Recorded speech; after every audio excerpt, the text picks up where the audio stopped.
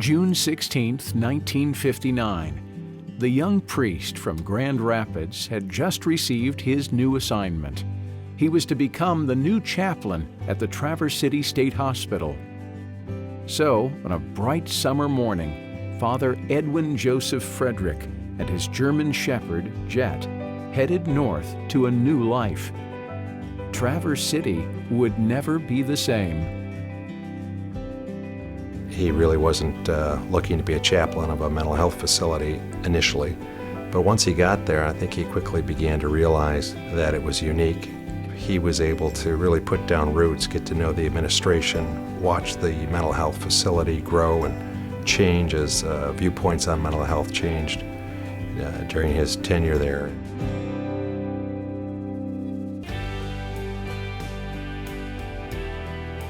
Father Fred's impact at the state hospital was immediate, especially among the patients. Soon after his arrival, he urged the superintendent to allow patients to keep their own clothing instead of being issued drab cotton robes. He encouraged them to look sharp, feel sharp, be sharp, a trademark phrase. Because of his love and compassion, patients started feeling better about themselves. They were treated with dignity most had never known. And Father Fred's following grew. No matter what your condition was as a guest when you came in, he was going to help you with your dignity. He always was concerned with helping people to feel better and look better and then act better.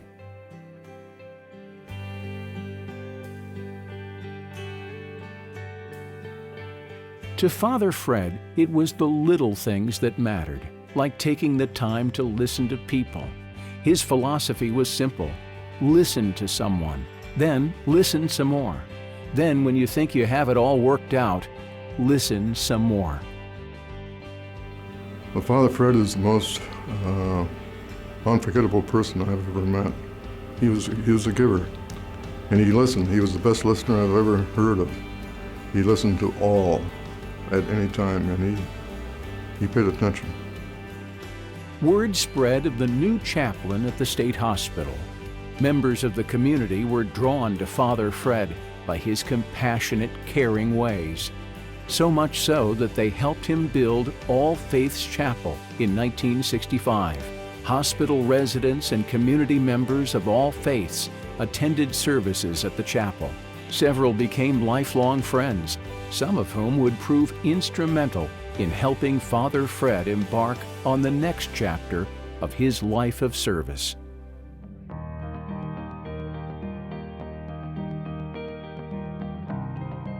After 30 years of serving at the state hospital, Father Fred faced a great challenge. The hospital, including All Faiths Chapel, was closing. So where would the hospital residents, whom Father Fred affectionately referred to as his people, go?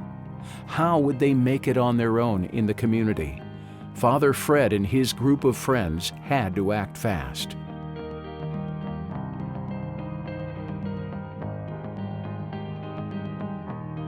Five of us got together over at Dan Deering's offices, corporate offices at Tom's Food Store, and sat down and said to Father Fred, essentially, we think what you've done there you can continue to do for the community, you're just not going to do it in the All Faiths Chapel. We raised $50,000, I think, in the first 5 months that we were open. Went down the street from the 14th Street Deering store there and rented a place and opened it up. It was just bags of groceries literally stacked next to each other in each of the former offices, and people started coming through the door. The Father Fred Foundation was incorporated and registered with the state of Michigan on December 6, 1989. The foundation rented a small office on 14th Street in Traverse City. In those early days, people in need came in and received what they needed, no questions asked. Many former hospital residents simply came to visit and talk to Father Fred. This was a direct reflection of his guiding philosophy. He didn't care who the person was, okay? I mean, no matter what their religious views or anything, that just didn't make any difference to him. But he would always talk to the people about their needs first. Then he would talk to them about whether or not they were looking for work. And in that response, he would always find a way to decide whether this person had legitimate needs or whether they need more, even sometimes more than they asked for, because we had that situation several times, that people were very humble, but he'd always search out that next little spot to say, this person really has this need and they're legitimately here.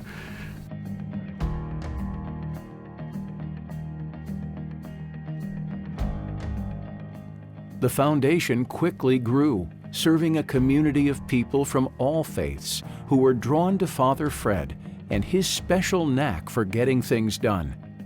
If someone needed to see a dentist or get a car repaired, Father Fred had only to pick up the phone and call for help. He knew people, he loved people, and they loved and supported him in return. We all had faith in Father Fred, that he would attract funds and he would do his thing. See, he had been helping people from time immemorial. Nobody doubted that this would be a positive thing. The foundation quickly outgrew its original location. In August of 1991, the foundation moved to a larger facility on the corner of Griffin and Cass Streets in Traverse City. The new space allowed foundation volunteers to better manage their resources. He didn't want to have any organization whatsoever come in here and say to him, you can't hand out checks for fill in the blank, for housing, for medical needs, for heating, for food, for lodging. He wanted to have the sole discretion to look the person in the eye and hand him the check or hand him the goods and services. Father Fred touched the lives of many who came to the foundation seeking help. Foundation volunteers and staff were also deeply affected by him and were drawn to support his mission of service. It's my favorite thing to do every Tuesday. I just love it. The companionship with the others, the volunteers, and the meeting the clients and trying to help them with their needs, which, thanks to Father Fred, we're usually able to do that. Through the years, many have supported the foundation in big and little ways. There were community dinners and social events. The annual motorcycle ride, begun in 1993, is a community favorite. The Hibernian Shamrock fundraiser has become an annual tradition. We had wonderful turnouts at the cigar dinners, which was great, and because of his support there, we also made him the chaplain of the Ancient Order of Hibernians. He came to the cigar dinners. Did he smoke a cigar? I don't think so. I don't remember that. Perhaps one of the greatest gifts of all was bestowed upon the foundation in November of 1994. An anonymous donor bought and donated a warehouse located at 826 Hastings Street in Traverse City. This became, and still is, the third home of the Father Fred Foundation. Today, it houses the largest food pantry in northern Michigan, serving a need that was always close to Father Fred's heart, feeding our area's hungry families.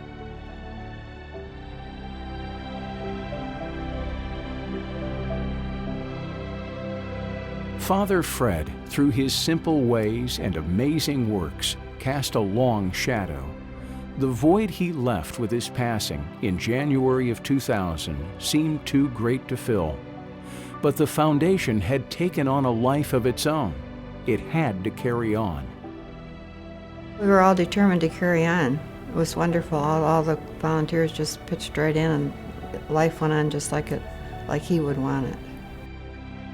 I'm just very happy the way it continued. So I would say Father Fred would be the same way. Anyone who cares wants it to continue. So I see it good. I'm glad for what's happening, and I'm thrilled I had a minor part in it.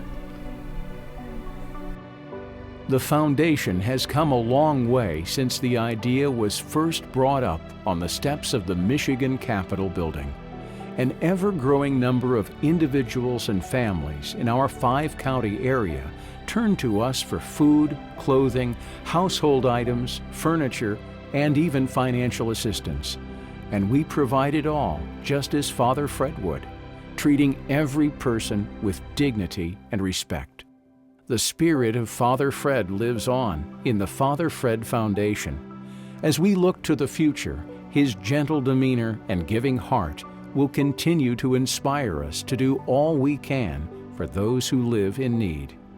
As ordinary people, we'll strive to do extraordinary things. I love it. I just listen and care. And then if I can share anything that I have, I said, you got it. Do you want a bed? I got it. Do you want a bicycle? I got it. If I got it, it's yours.